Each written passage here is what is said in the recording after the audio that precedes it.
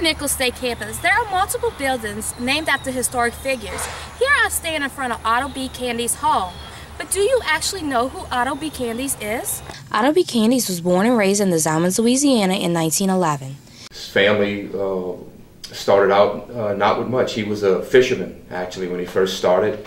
In the 1940s, with very little education, he managed to create a lucrative marine transportation company. It started out quite simply, actually. It was a small boat that was used to clear water lilies from a canal where there was a small rig that was doing some work. It wasn't until the 1970s the business became a worldwide phenomenon. He bought the boat, he went to work. At that time, his first customer was a company called Humble Oil Company, which is one of the predecessors of ExxonMobil today. The company was the first independent contractor to use ocean spring barges for deep-sea supply. But it was also the first company to move a full refinery. The company has never had outside partners or investors. It is completely owned still today by the members of our family. My grandfather at one time, my grandmother owned a portion. Then, of course, my father and my uncles, and now myself and my siblings and cousins, and actually some of the ownership has in fact been passed down to even to my children now. But it's always been owned strictly by the family. The biggest difference is the technological advances that you've seen over the years. When he first started out, the boats were quite simple, they were quite small. Today they're very big, very complex.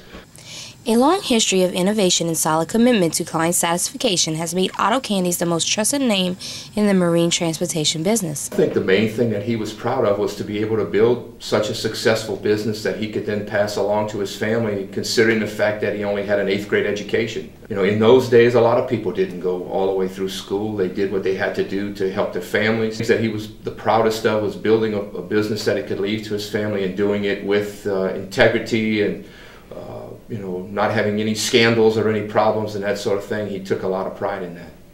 Before he passed, he received an honorary doctoral degree from Nichols State.